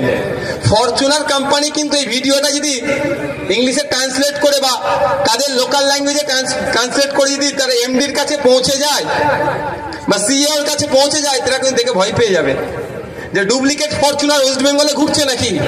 কারণ ফরচুনার গাড়ি মাঝে মধ্যে আমরা চেপেছি, সবসময় চাপিনি তো। ওর যত ওই রকম অ্যাক্সিডেন্ট হয়নি যে ফরচুনারের ড্যাশবোর্ড খুলে এসে কপালে লাগবে। ড্যাশবোর্ড খুলে আসার আগে ফরচুনার সব এই ধরনের হেভিওয়েট গাড়িগুলো, যেগুলো বেশি দামি গাড়ি আছে, তার কি বেলুন, মানে পাতি ভাষায় বলছি বেলুন আসবে, খুলে মাথাটা বেলুনে যে লাগবে। তাহলে ডুপ্লিকেট ফরচুনারে উনি চেপে ঘুরছিলেন, তাহলে উনি একজন রাজ্যের মুখ্যমন্ত্রী হয়ে ডুপ্লিকেট ফরচুনারের চাপকের জবাব দিয়ে ওনাকে করতে হবে। আর অন্যথায় তিনি অসত্য কথা বলেছেন, সেটাও ছেড়ে দিলাম। কোন গাড়ি এসে তাকে ধাক্কা মারতে যাচ্ছিল, সেই গাড়িকে অ্যারেস্ট করা দরকার ছিল তো ভাই, তার ড্রাইভারকে অ্যারেস্ট করা দরকার ছিল তো। আমার নামে মিথ্যা মামলা হয়েছিল, আমাকে থানায় ডেকেছিল, আমার ড্রাইভার নাকি কাকে ধাক্কা মেরে দিচ্ছিল, আমার কি দোষ ছিল ভাই? আমাকেও ডেকেছিল, আমিও গিয়েছিলাম। তাহলে মুখ্যমন্ত্রী, রাজ্যের যিনি অভিভাবিকা, তার গাড়ির সাথে যে করছে এরকম অন্যায়, তাকে তো অ্যারেস্ট করা দরকার ছিল, খুঁজে পেলাম না। তৃতীয়তে আসি, একটা না বললে নয়। কদিন আগে দেখলেন না, কপাল ফেটে রক্ত বার হচ্ছিল, আমাকে মনে লেগেছে, এটা কিন্তু সত্যি কপাল ফাটা ছিল, বাকিগুলো অসত্য আমার কাছে, এটা কিন্তু সত্য। আসিলেন তিনি হসপিটালের বেডে, তার ছবি তুলে ফেসবুকে চলে গেল। কিন্তু আপনারা বলুন, আমরা পাড়াগাঁয়ের মানুষ, আমরা কম ওনাদের থেকে সত্যি সচেতন। আমাদের মাথা ফাটা, হাত ফাত পেটে গেলে বা সাপে কামড়ালে আমরা কি করি? বলে আগে নাকি দড়ি বাঁধো। কিন্তু এটা দড়ি বাঁধাটা নয়, 100 মিনিটের মধ্যে সাপের, যে সাপ কামড়েছে অ্যান্টিভেনাম দিলে হয়ে যাবে, দড়ি বাঁধলে কোনো কাজ হয় না সেই অর্থে। কিন্তু আমাদের প্রচলিত কথা, এটা বলছি না। কারো হাত কেটে গেলে, কারো মাথা ফেটে গেলে আমরা কি করি? টানা নাকড়া কাপড় যা পায় একটু জড়িয়ে দিয়ে তারপরে ডাক্তারখানে নিয়ে যাই তো, হসপিটালে। তাহলে রাজ্যের মুখ্যমন্ত্রী যিনি জেড প্লাস নিয়ে ঘোরেন, তার মাথা ফেটে গেল, জেড প্লাসের সাথে মনে রাখবেন, আপনাদের জানিয়ে রাখি, এই যে কথাগুলো বলে যাচ্ছি, নিশ্চিত আগামী দিনে কল্যাণবাবু বর্গেছিয়াতে প্রোগ্রাম করবে, তার কাজ হবে আমার কথাগুলোকে একটা একটা কাটা, তারপরে লোকের কাছ থেকে ভোট চাওয়া। সত্যি কথা বলতে জানেন, যে কথাগুলো বলছেন যুক্তি দিয়ে কেটে যাবেন। জেড প্লাস সিকিউরিটি থাকলে তার সাথে ডাক্তার থাকবেই থাকবে। আমার জেড প্লাস নয়, আমার যে ক্যাটাগরি, আমার কি রোগ, হ্যান ত্যান, আমার যিনি পিএসও আছে সব জানে। কারণ কি, তৎক্ষণিক যদি আমার কিছু হয়ে যায়, যদি আপনাদের দোয়া আশীর্বাদ আমার ওইসব কিছু নাই, তাহলে কি ওষুধটা তো এনাদেরকে দিতে হবে না? কিছু নিয়মিত ওষুধ খাই বা কোনো নেশা আছে না আছে টোটালটা জানাতে হবে পিএসও কে। যিনি জেড প্লাস নিয়ে ঘোরেন তাকে ডাক্তার সবসময় তার কাছে থাকবে একটা করে। দেখবেন মমতা ব্যানার্জি যখন কোনো ট্যুরে যায় দেখবেন একটা অ্যাম্বুলেন্স থাকে, এটা নিয়ম জেড প্লাসের। তো মমতা ব্যানার্জির এক ভাইপোর তো অভাব নেই উনার, আরো বেশি ভাইপো হোক। আমরা উনার ভাইপো হতে পারলাম না, তো মানুষ ভাইপো হতে পারলাম না। আমাদেরকেও কবে উনি ভাইপো বলে গ্রহণ করবে সেটাই দেখার বিষয়। উনার এক ভাইপোর বিয়ে ছিল কোথায়? পাহাড়ে। আপনারা দেখেছেন সমালোচনা হয়েছিল, প্রায় 130টা নাকি ডক্টর নিয়ে গিয়েছিল, শিশু ডাক্তার থেকে শুরু করে বড়দের ডাক্তার পর্যন্ত, আরো অনেক রোগের ডাক্তার হয়তো নিয়ে গিয়েছিল, যাকে ওই প্রসঙ্গে আমি যাচ্ছি না। তো ডাক্তার মাস্ট। তাহলে দিদিমণি যখন আমাদের রাজ্যের মাননীয়া, তিনি যখন, এটা শুনতে কারো অসুবিধা লাগছে ভাই? কাদের অসুবিধা লাগছে হাত তুলুন তো। কারোর হয়নি, আপনি বলুন। কারো অসুবিধা লাগছে না? ঠিক আছে, তাহলে একটু শুনে রাখুন, কাজ দেবে আপনাদের। ওই শুধু রাতের অন্ধকারে বলবে কাকে কান নিয়ে চলে যাচ্ছে, কাকের দিকে তাকালে হবে না, কানের দিকে তাকাতে হবে। তো জেড প্লাসে ডক্টর থাকে, তাহলে উনি একে, আর ডক্টর যখন তাকে ফার্স্ট এড তো ওখানেই হয়ে যেত। আবার এসএসকেএম এ নিয়ে যে বেডে শুয়ে ছবি তুলে তারপরে ট্রিটমেন্ট করার প্রয়োজন ছিল? এটা অন্যায় হয়েছে, আমি এগুলো ছেড়ে দিলাম। এবার বলুন আপনারা, ওয়ারান্টির কথা বলছে, তিনি তার পরিবারের কাছ থেকে সুরক্ষিত তো? যখন বলেছিল 200 স্পিডের গাড়ি নিয়ে এসছে, অনেক কথা বলেছিলেন। যখন নন্দীগ্রাম নিয়ে অনেক কথা বললেন, কিন্তু বাড়ির মধ্যে কি ঘটনা ঘটলো সে কথা আজ পর্যন্ত বলছে না। এই ওয়ারেন্টি তো অভিষেক বাবু দিচ্ছেন ওনার পিসির হয়ে। ওই ওয়ারেন্টি গ্যারান্টি নিয়ে আজ চলবে না, বাস্তবের ফিল্ডে থাকতে হবে। দায়িত্ব নিতে হবে অভিষেক বাবুকে, দায়িত্ব নিতে হবে মমতা ব্যানার্জিকে। কিসের দায়িত্ব? যে 42টা যে প্রার্থী দিয়েছে না মমতা ব্যানার্জির দলের পক্ষ থেকে, ইডি সিবিআই অনেকজনকে একবার করে মিস কল দিয়ে রেখেছে। কিছু আছে মনে গেরুয়া, বাইরে কি সবুজ। তবে একটা কথা বলি, গেরুয়া পোশাক নিয়ে আপনারা যারা আছেন কোনো প্রশ্ন নয়। জানেন আপনারা গেরুয়া পোশাক কাকে দেখে দেখতে হবে? যদি গেরুয়া পোশাকে নিয়ে আপনি বিশ্লেষণ করতে চান, গেরুয়া পোশাক নিয়ে যদি সমালোচনা করবেন বা আলোচনা করতে চান, তাহলে স্বামীজি অর্থাৎ স্বামী বিবেকানন্দজির গেরুয়া নিয়ে আলোচনা করুন। এই কালকা যোগী যারা গেরুয়া পরে মানুষের মধ্যে বিভেদের কথা বলছে, এদের গেরুয়া নিয়ে ব্যাখ্যা করবেন না। হ্যাঁ, বিজেপির গেরুয়া নিয়ে সমালোচনা করতে পারেন, কিন্তু স্বামীজির গেরুয়া, প্রকৃত গেরুয়াকে নিয়ে কোনোদিন আলোচনা করবেন মানে সমালোচনা করবেন না।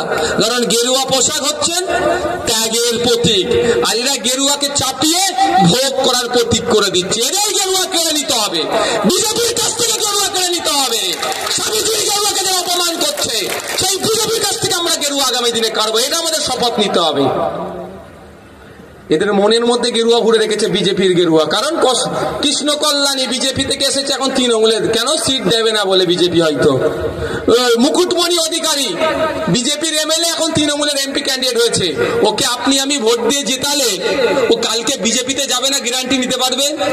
কেউ বলতে পারবে? এই ধরনের অনেক কথা আছে। আর কিছু আছে কি মিস কল মেরে রেখেছে, একবার ED CBI IT miss call মেরে রেখে দিয়েছে, সে এখন তৃণমূলের হয়ে প্রতিদ্বন্দ্বিতা করছেন। জিতিয়ে দিলেন তাকে, যদি আবার ইডি সিবিআই ডাকে সবাঙ্গ তো চলে আসবে, কেন অ্যারেস্ট হয়ে যাবার ভয়ে। তো মমতা ব্যানার্জি কি গ্যারান্টি নিতে পারবেন যে আমার দলের 42 জন যারা কন্টেস্ট করছে জিতে বিজেপিতে যাবে না? নিতে পারবে? বা যদি যাই তাকে সঙ্গে সঙ্গে আমরা সাসপেন্ড করব, ওখানে নতুন করে ভোটের জন্য অ্যাপ্লাই করব, এটা নিতে পারবে? আপনাদের মনে হয় নিতে পারবে? আমি এখান থেকে বলে যাচ্ছি, এখানে আমি বলছি এই মাটি হয়তো করতে পারে তৃণমূলের বন্ধুরা, এখানে তৃণমূলের বন্ধুরা এসে আমার জবাবটা আগে দেবে, তারপরে ভোটের কথা বলবে। যদি মমতা ব্যানার্জি 10 টাকা 50 টাকা 100 টাকা স্ট্যাম্প পেপারে লিখে দেয় যে 42টা প্রার্থী যে কন্টেস্ট করছে তৃণমূলের, একটাও তৃণমূল ছেড়ে বিজেপিতে যাবে না, নওশাদ সিদ্দিকী 17টা প্রার্থী দিয়েছে, সবকটা প্রার্থী তুলে নেবে। তবে আমার একটা শর্ত আছে, যদি একটাও চলে যায় বিজেপিতে, মানে যদি কেউ যায়, তাহলে ড্রাইভারটা মমতা ব্যানার্জি নিয়ে এই সরকারটাকে তিনি কি করবেন? নতুন করে ভোট করার জন্য কনসার্ন ডিপার্টমেন্টকে চিঠি দিয়ে, অর্থাৎ এই সরকারকে তিনি গণতান্ত্রিক প্রক্রিয়াতে ভেঙে দেবেন, নতুন করে ভোটের ডাক দেবেন। এটা শর্ত আমার একটা। মনে হয় মমতা ব্যানার্জি লিখে দেবে না। ডক্টর বলছেন, পারিবারিক বিষয় আমি বলতে চাই না, কিন্তু প্রসঙ্গক্রমে এসে যাচ্ছে। ডক্টর বলেছিল যে পেছন দিক থেকে নাকি কে ধাক্কা মেরে উনাকে ফেলে দিয়েছেন, উনি উনার পরিবারের কাছে সুরক্ষিত? এই আমার পিএসও, আমার কত অব্দি যাই, গেট পর্যন্ত যাই, যদি আমার বাড়ির মধ্যেও যাই, এই যেখানে আমি কথা বলছি, কেউ পারবে এসে আমাকে ধাক্কা মারতে? মনে হচ্ছে তুই ছেড়ে দেবে? প্র্যাকটিস 1 সেকেন্ডে 2টো করে গুলি বার করা, যেটা প্র্যাকটিস 1 সেকেন্ডে যেটা আছে গুলি 2টো করে ছুড়বে, এই ধরনের একটা প্রাইভেট হাসপাতালের প্র্যাকটিসের কথা এইটা আছে তো, এরকম থাকে, এটা আসবে 1 সেকেন্ড, এখানে 2টো করে গুলি মারতে হবে। তো এইটা পাস করে এখানে এসে আছে, মনে হয় ধাক্কা দিলে পার পেয়ে যাবে। ও ধাক্কা দিলেও যদি পার পেয়েও তারপরে গুলিটা কিন্তু লাগবেই, যেখানে চাইবে সেখানে মারবে। আগে AK-47 নিয়ে ঘুরতো, এখন AK-47 নেয় না, M5 দিয়েছে। কারণ আমি জিজ্ঞাসা করলাম, ও নেটে সার্চ ফার্চ করে দেখলাম যে M5 আর AK-47 এর কি ব্যাপার। AK-47 হচ্ছে একদম ধাক্কার করে উড়িয়ে দেবে, আর M5 হচ্ছে যেখানে টার্গেট করবে সেখানেই, নাকে তো নাকে, চোখে তো চোখে, কপালে কপালে দিয়ে ঘুরছে। বুঝতে পেরেছেন তো? আমি বুঝানোর জন্য বলছি। তাহলে মমতা ব্যানার্জির সাথে তো পিএসও ছিল, হয় পিএসও ধাক্কা মেরেছে, নাহলে পিএসও ওখানে ছিল না, আর নাহলে পরিবারের লোক ধাক্কা মেরেছে ফেলেছে ওনাকে। কিনা করার জন্য মমতা ব্যানার্জিকে ক্লিয়ার করা দরকার। তাই নিয়ে কোনো স্টেটমেন্ট হলো না, অর্থাৎ নিজের পরিবারের প্রতি তার কনফিডেন্স নাই। আর যদি পিএসও ধাক্কা মতো ছেড়ে দিত মনে হয়, তো ব্যাপারটা যে তার পরিবারের প্রতি তার যখন কনফিডেন্স নাই, 42টার প্রতি কিভাবে কনফিডেন্স রাখবে? তাই আপনাদের বলবো ভোটটা ওই জায়গায় দেবেন। যারা ভাবছেন বিজেপিকে আটকাতে গেলে তৃণমূলই লাগবে, দিনের শেষে বিজেপি কিন্তু ক্ষমতায় আসবে। আর যারা ভাবছেন জোড়া ফুলের অত্যাচারে বিজেপিকে বড় ফুলকে ভোট দেবো, একটু শুধু বলে রাখি 2021-এর পরে যে অত্যাচার আইএসএফ এর সাথে হয়েছে, বিজেপির সাথে হয়েছে, ভিন্ন রাজনৈতিক দলের সাথে হয়েছে, কিন্তু আইএসএফ এর চেয়ারম্যান কোনদিন মমতা ব্যানার্জির সাথে বসে চা খায়নি। শুভেন্দু বাবু কিন্তু এক জায়গায় এসি ঘরে বসে চা খেয়েছে, এটা মাথায় রাখবেন। আমি সেই দিন কি চা খাবো যেই দিন এই বর্গেছিয়া সন্ধ্যা বাজার বা সকাল বাজারে তৃণমূল, বিজেপি, আইএসএফ, কংগ্রেস যে দলের নেতা হোক না কেন এক জায়গায় বসে অন্তত নন এসিতে চা খাবে, মারামারি করবে না, সেই দিন অভিষেক ব্যানার্জি, মমতা ব্যানার্জি, শুভেন্দু অধিকারীর সাথে বসে দরকার লাগলে বসে চা খাবো। তুমি নিচের তলায় মারপিট লাগাবে আর ওপর তলায় চা খাবো, আমার দ্বারাই হবে না। তো যারা বলছেন, ভাবছেন জোড়া ফুলের অত্যাচারে বড় ফুলকে নিয়ে আসি সাইজ করবে, তারা কিন্তু দিবা স্বপ্ন দেখছেন। এরা এক জায়গায় বসে চা খাচ্ছে, মারামারি করে মরছেন বুথের স্তরে। আসুন আইএসএফ এর হাতকে শক্ত করুন, না জোড়া ফুলের প্রতি ভরসা করবেন, না আপনি বড় ফুলের প্রতি ভরসা করবেন, একদম নয়। আসুন খামচিহ্নের প্রতি ভরসা করুন, খামচিহ্ন আপনার উপরে যে অত্যাচার হয়েছে আইনের মাধ্যমে যথাসময়ে যোগ্য জবাব দেবে। তাই আপনাদের বলবো, বক্তব্য আমি দীর্ঘায়িত করবো না, শেষে এসে বলছি, আমার কাছে এক্ষুনি বললো কে নাকি ভয় দেখাচ্ছে আমাদের ছেলেদের নাকি মিথ্যা কেস দেবে। একটা কথা বলি, 4 আনা নেতাদের কথা বাদ দেন, জেলার বাঘ, বীরভূম জেলার বাঘ তৃণমূলের কাছে, নাম কি? অনুব্রত মন্ডল, জেলের ভাত খাচ্ছে, তিহার জেলের ভাত খাচ্ছে। শাহজাহান শেখ বলেছিল, যতটুকু আমি খবর পেয়েছি, যে সূত্র মারফত, যে 5 দিনের মতো তোকে জামিন করিয়ে দেবো, তুই ধরা দে। ও তো ধরা দিতে চাইছিল না। আমি কিন্তু বারবার সেই সময় বলেছিলাম, যখন শুনছি শাহজাহান শেখ ধরা পড়বে, আমি কিন্তু মিডিয়ার মাধ্যমে বলেছিলাম শাহজাহান কোর্টে এসে স্যালেন্ডার করুক, ও যদি বাঁচতে চায়। আমি ভেবেছিলাম হয়তো ভিডিওটার কাছে পৌঁছে যাবে, একটু বিশ্বাস করে। কারণ আমি জানি তৃণমূল তার স্বার্থের জন্য যাকে দরকার তাকে বলির বাকরা বানাবে। দেখেছি তো আমরা, ভুলে যায়নি তৃণমূলের আচরণের কথা। আপনার এলাকায় বলুন না, একটা সময় ছিল যারা তৃণমূলকে দলে নিয়ে এসেছে তারা আজকে সাইড লাইনে, কারণ তারা হয়তো ঠিকঠাক তোলা তুলতে পারেনি, ভাগ দিতে পারেনি। যারা দুদিনের আজকে যারা তোলা ঠিক করে দিচ্ছে তাদেরকে নিয়ে আসলো, কিন্তু যারা মার খেয়ে কেসকে দলটা করলো তারা কোথায় আজকে? সাইড লাইনে। যার যখন দরকার লাগবে তাকে ধরে দিয়ে দেবে। 1 সপ্তাহের মধ্যে বলেছিল কি বার করবে, এখন কি বলছে ওর ব্যাপারে বুঝে নেবে। আর সেই শাহজাহান শেখ কি বলছে বলুন তো, এখন বলছে নাকি আল্লাহ বিচার করবে। অবশ্যই আল্লাহ বিচার করেছে, আল্লাহ বিচার করেছে। আমি ধর্ম নিয়ে কথা বলি না, কিন্তু ওর প্রসঙ্গ টেনে বলছি, হ্যাঁ আল্লাহ বিচার করেছে। তুমি গরিব মানুষের, তুমি দলিত, আদিবাসী, মূলনিবাসী মুসলিম সমাজের জমিগুলোকে দখল করে নেবে, নুনা পানি ঢুকিয়ে দেবে, ও দলিত বলে আল্লাহ কি চুপ থাকবে? এমন বলে যে আল্লাহ চুপ থাকবে, তোমার বিচার আল্লাহ করে দেবে, জেলে রক্ষা হবে আল্লাহ। এখন আল্লাহ বিচার করবে বলছে, কি অন্যায় করেছো ওখানে? তোমার দলের সাঙ্গপাঙ্গরা রাতের অন্ধকারে মা বোনেদেরকে ডেকে পিঠা বানানো হতো, আর তুমি নাকে তেল লাগাতে নাকি তোমার ডাই কান রেপ কান অন্যায় করতো, তুমি চুপ করে বসেছিলে। আল্লাহ বিচার করছে, তুমি আল্লাহ না জেল থেকে বার করে যত রকম ভাবে সিবিআই ইডি বা যারা তদন্ত করছে জেলে যাতে পচায়, শুধু শাহজাহান শেখ নয়, যারা অন্যায় করছে সেইটা আমরা সৃষ্টিকর্তার কাছে চাইবো না? এখন উনি সিম্প্যাথি পাওয়ার জন্য আল্লাহ বিচার করবে বলছে। তো আল্লাহ বিচার হচ্ছে, এই পাড়াতে যারা চারানার মস্তান আছে বলবেন এখন শাহজাহান শেখ গেছে, পরে যাবে কে? লাইন বেকার আছে। ও হ্যাঁ হ্যাঁ, মমতা ব্যানার্জি তাকে বলেছিল না তুই বোম বাঁধিস। ব্যাপারটা আমি আপনাকে বলি, বাঘ জঙ্গলের রাজাকে খিদে পেয়েছে, এখন তো যেহেতু রাজা কেন বলছি বুঝতে পারছে না, সর্বোচ্চ ক্ষমতা নিয়ে আছে, খিদে পেয়েছে, ওই ছাগল বাচ্চা দিলেও খাবে আর ফুটফুটে হরিণ ছানা দিলেও খাবে। খিদেটা নিবারণ করতে হবে। এখন কি দিচ্ছে? ছাগল বাচ্চাগুলোকে দিচ্ছে। বুঝতে পারছেন না? বুঝাতে হবে আরো খুলে। এখন তো এমসিসি চলছে, এখন কোড অফ কন্ট্রাক্ট চলছে, তো ওই জন্য বেশি কিছু বলতে পারছি না। বুঝতে একটার পর একটা দিচ্ছে দেখুন, আর যারা ফার্স্টে দল হাত তুলে নিচ্ছে। আর আমি এখানে আপনাদের বলে যাই, আমাদের ভালোবাসার মানুষ, কর্মী সমর্থক যারা আছেন, আপনাদের উদ্দেশ্যে বলছি, বুক ফুলে রাজনীতি করুন। মামলা হবে, জামিন হবে। আমাদের একটা কথা বলে যাচ্ছি, আমাদের দলের এক নেতা হাওড়া জেলার জনাব হাজি মুজিবুর রহমান সাহেবকে মিথ্যা মামলায় দীর্ঘদিন জেল খাটিয়েছে, এখন আছে একটা মামলা বাকি আছে। আমরা মামলা আজকে আমি গিয়েছিলাম, এর আগে আমাদের নেতৃত্বরা গিয়েছে, আপনাদের বলে রাখি মিলিয়ে নেবেন। আমরা জামিন করিয়ে যে মামলাগুলো হচ্ছে কোয়াশিং এ যাব, কোয়াশিং এ গিয়ে মামলাটাকে নিষ্পত্তি করব। যে ওর নামে মিথ্যা মামলা দিয়েছে তার নামে আমরা মানহানির মামলা করব, আমরা ছাড়বো না। তো আমার ভালোবাসার মানুষদেরকে, আইএসএফ এর ভালোবাসার মানুষদেরকে যারা ডিস্টার্ব করবে, আপনার চিন্তিত হবেন না, মামলা হবে, সকালে উকিল আপনার জন্য কোর্টে পৌঁছে যাবে, আপনাকে জামিন করানো হবে। যদি এখানে না জামিন হয়, সুপ্রিম কোর্ট থেকে জামিন করিয়ে মালা পরিয়ে আপনার বাড়িতে পৌঁছে দেওয়া হবে। তারপরে আপনাকে নির্দোষ প্রমাণ করে, যে আপনি দাদা দিদির কথা শুনে যে আপনাদের নামে মিথ্যা মামলা করবে, আমরা দেখবো তার যদি টাকা পয়সা বেশি থাকে তার বিরুদ্ধে কিভাবে করবো। দুটো ধরনের মানহানি মামলা হয়, একটা টাকা ফাইন পাওয়া যায় আর একটা জেল খাটানো যায়। যার দেখবো বেশি টাকা আছে সে কিভাবে জেল খাটানো যায় সেই মানহানি মামলা দেবো, আর যার দেখবো টাকা কম তার কাছে ওই 100 কোটি 150 কোটি 200 কোটি টাকার মানহানি মামলা ঢোকাবো। বুঝতে পারছেন না? যার টাকা আছে তাকে জেল খাটাবো, আর যার টাকা নেই তার কাছে বলবো মানহানির টাকা দাও, মানে তোমার চর্বি বেশি করে কাটাবো আমরা। দাদার কথা শুনে, এমপির কথা শুনে, এমএলএ এর কথা শুনে মানহানি মামলা করবে, মিথ্যা মামলা দেবে, প্রস্তুত থাকুন ভাই। শেষ করবো, একটা আপনাদের দায়িত্ব নিতে হবে, পারবেন? দায়িত্ব একটা দেবো, একটা দায়িত্ব দেবো, নিতে পারবেন?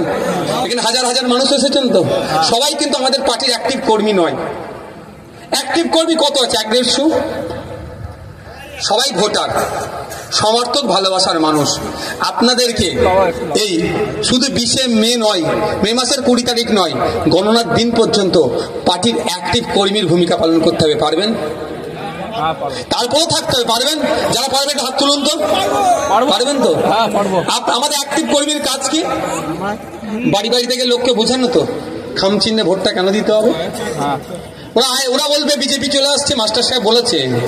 আমি একটা সিটের কথা বলছি, রায়গঞ্জ, ওখানে মোহাম্মদ সেলিম সাহেব বিদায়ী এমপি ছিলেন। কংগ্রেস প্রার্থী দিয়ে মোহাম্মদ সেলিম সাহেবকে, তৃণমূল প্রার্থী দিয়ে, সিপিএম প্রার্থী দিয়ে ভোট কাটাকাটিতে কি হলো? বিজেপি চলে আসলো। এই ধরনের আরো বাকি 17টা সিটের ডেটা আমাদের কাছে রেডি আছে, আমরা সব উদাহরণ দিতে পারি। ওরাই ভোট কাটাকাটি করে বিজেপিকে নিয়ে এসে দাঁড় করাচ্ছে, কেন? বিজেপির ভয় দেখি আমাদের ভোটটা লুটবে, ওটা আমরা হতে দেবো না। ওই প্রসঙ্গে যাচ্ছি না। আপনারা আছেন যারা, একটা ঘটনা বলি, ঘটনার সাথে উত্তর দেবো। আমি একবার ক্যাব, ওলা উবেরের মতো একটা ক্যাব বুক করে আমি যাচ্ছিলাম আজমির শরীফে। যাওয়ার পথে একটা ড্রাইভারের সাথে পরিচয় হয়েছে, যে ড্রাইভার চালাচ্ছে। আমি মুখে মাস্ক ছিল, আমি কে না কে আমার পরিচয় কিন্তু জানিনি। বলতে বলতে দেখি বিজেপির বিরুদ্ধে প্রচুর বলে যাচ্ছে। আমার কৌতূহল বসে জিজ্ঞাসা করলাম, দাদা আপনি এত বিজেপির বিরুদ্ধে বলছেন কেন? কি ব্যাপার? আপনার নাম কি? প্রথম ভাবনা হয়তো মুসলিম নাকি। আমি আপনাদের বলি, মুসলমানদের শুধু বিজেপি ক্ষতি করেনি। কেউ যদি মনে করে শুধু মুসলমানদের ক্ষতি করছে, সে চরম, মানে অসত্যটাকে জানে না বলে সে চরম ভুল করছে। বিজেপি ভারতীয়দের ক্ষতি করছে। বিজেপি রাষ্ট্রায়ত্ত সম্পত্তিগুলোকে বিক্রি করে দিচ্ছে, যে সম্পত্তির উপরে আমার হিন্দু মা বাপেরও হক আছে, আপনার আমারও অধিকার আছে, সেইগুলো বিক্রি করে বিজেপি নাগরিকের ক্ষতি করছে। তো আমি বললাম আপনি এত বলছেন কেন? বলছে একটা সময় বিজেপির ওই হিন্দু খাতরে নিয়ে, হ্যাঁ হিন্দুকে বাঁচাবার টোপো আমি খেয়ে নিয়েছিলাম, অর্থাৎ বিজেপির হয়ে ভোট করিয়েছি বা বিজেপিকে ভোট দিয়ে আমরা হারলাম। এনে কি দেখেছি, যখন নন বিজেপি সরকার ছিল দিনে 9টা-10টার দিকে, মানে দিনে যে মেহনতটা করতাম 3-4 হাজার টাকা ইনকাম হতো গাড়ি চালিয়ে, এখন মেহনত দ্বিগুণ করে দিচ্ছি বা অনেক বেশি মেহনত করছি, এখন ইনকাম কত হচ্ছে? অনেক কম। তাহলে আপনি একজন ক্যাব ড্রাইভার, আপনি বিজেপি এরকম করে কি লাভ পারবেন বিজেপিকে হারাতে? বলছে যে ভুলটা করেছি আমাদের পরের প্রজন্মের কাছে বা আমাদের যারা ছেলেপুলে আছে তাদেরকে, এই যে পাপটা করেছি পাপের প্রায়শ্চিত্ত আমাকে করতে হবে। আমি কিভাবে? বলছে আমি ক্যাব ড্রাইভার, আমি 10টা ভোট যদি বিজেপির কাছ থেকে মাইনাস করতে পারি, অন্তত পরের প্রজন্মকে বলবো আমি পাপ করেছি, অন্তত সেটাকে আমি কিছুটা হলো প্রায়শ্চিত্ত করলাম। তাই আমরা 2014-এর আগে যারা ভেবেছিলাম বিজেপি আমাদের উপকার করবে, আমরা 2011 সালের আগে যারা ভেবেছিলাম তৃণমূল আমাদের উপকার করবে, আমরা এসে দিনের শেষে কি দেখছি? উপকার তো দূরের কথা, আমাদের অপকার হচ্ছে। শিক্ষার কথা যারা বলেছিল, স্বাস্থ্যের কথা যারা বলেছিল, মান উন্নয়নের কথা যারা বলেছিল, উল্টে আমরা কি দেখছি? স্বাস্থ্য কেন্দ্রের অবস্থা খারাপ, শিক্ষা কেন্দ্রের শিক্ষক নয়, সবটাই ভেঙে ফেলেছে। লিগাল ইল্লিগাল মদের দোকান আমাদের পাড়ায় পাড়ায় শুরু করে দিয়েছে। তো এই যে পাপ আমরা করেছি, প্রায়শ্চিত্ত আমরাই করবো তো নাকি ভাই? তো তার কথা ধরে বলছি, আপনারা দায়িত্ব নিন, 10টা করে ভোট বিজেপি আর তৃণমূল থেকে মাইনাস করিয়ে পাপের প্রায়শ্চিত্ত করিয়ে খামচিহ্নের পক্ষে নিয়ে আসুন। এটা পারবেন ভাই? যারা এসেছেন 10টা করে ভোট পারবেন? তাহলে অ্যাক্টিভ কর্মীর ভূমিকা আপনারা পালন করবেন তো?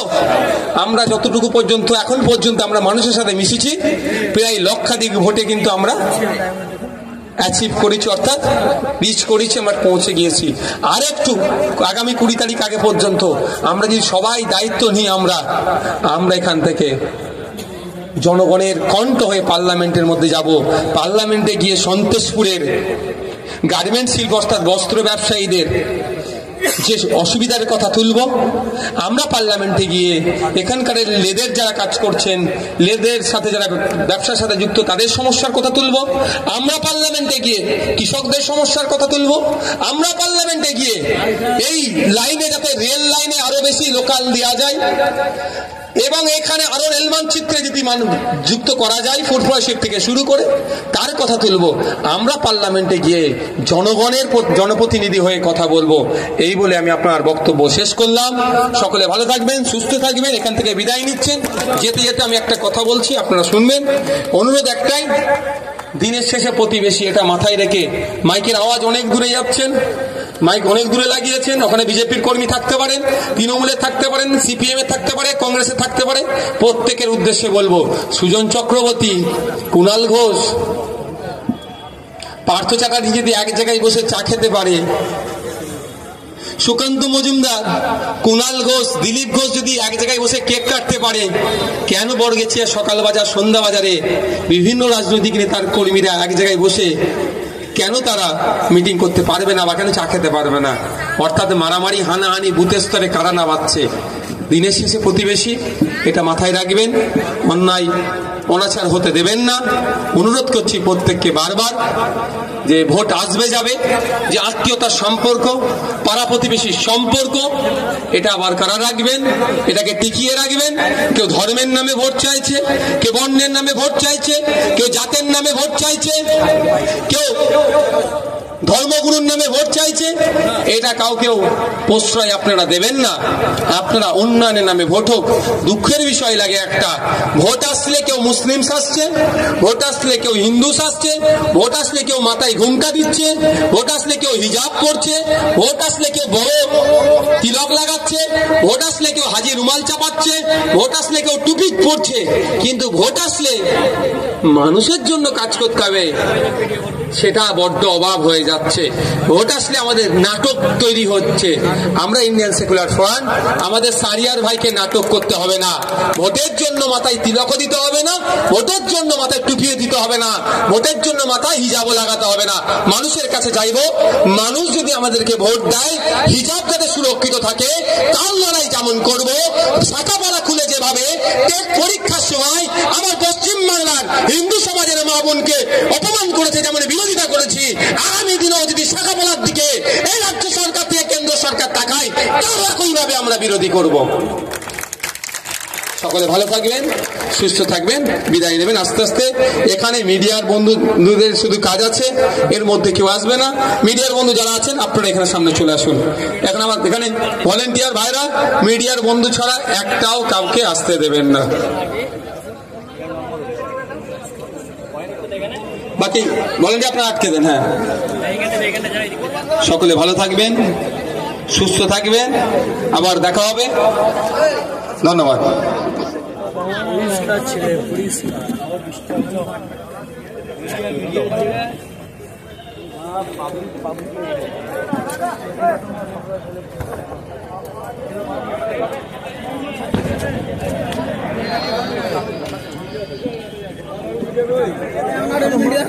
माइक को बोल दी, माइक को बोलबे, माइक को बोलबे, माइक वो दिखता नहीं।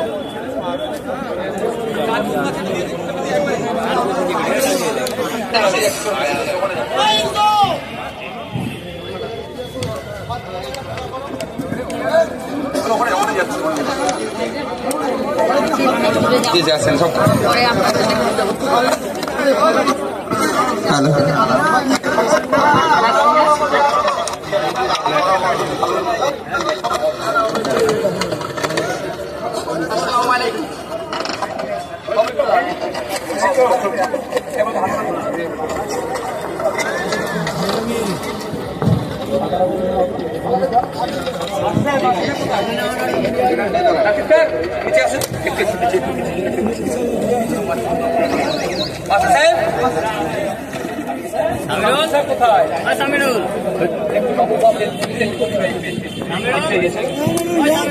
भाई माइक सर,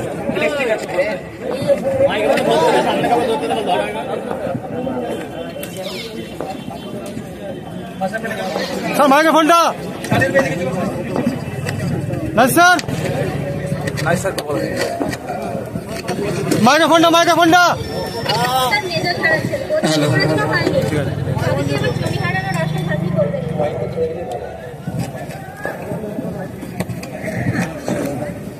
দেখুন, আইএসএফ তো এখনো বহরমপুরে ক্যান্ডিডেট দেয়নি, প্রার্থীতে এখনো নমিনেশন করেনি। এখন এত ভিড় হয়ে যায়, একজন 25 বছরের এমপি 5 বারের থেকে তিনি জিতেছেন, এত ধৈর্য ভরা হয়ে গেলে হয় না?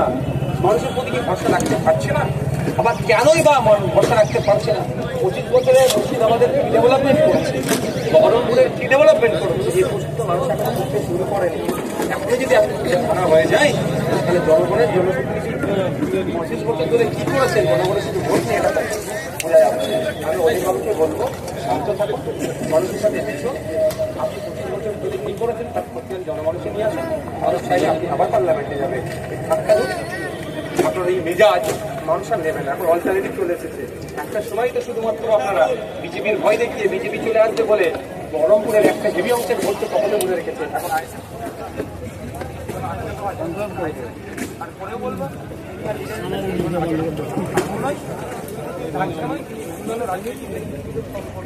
এখন অবাঞ্ছিত ভাষায় আক্রমণ করে বোঝা যাচ্ছে। নাম হচ্ছে আইসিএফ।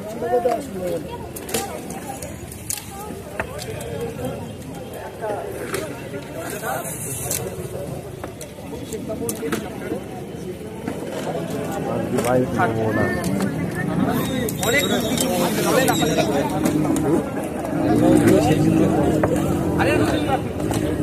তারপরে পরে একটা বিজেপি তৃণমূলে বাইরে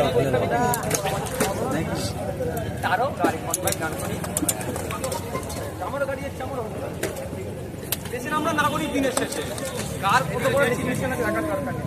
সম্ভবত কান্নাটা কাটে মোদিজির হেলিকপ্টার সকল প্রতি হিসাবে তাকে gallery 5 lakh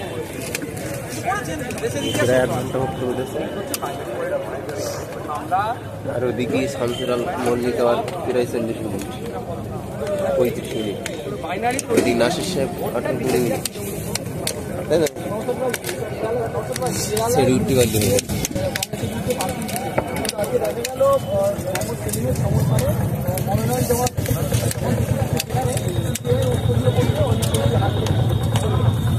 CPI কেরলাতে why not অংশে বারবার যারা ইন্ডিয়া জোট করছে এবং আমাদেরকে অনেক কথা আমাদেরকে দেখে দেওয়ার চেষ্টা করছে তাদের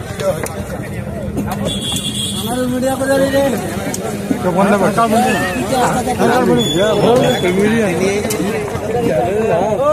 হয়ে যাচ্ছে হ্যাঁ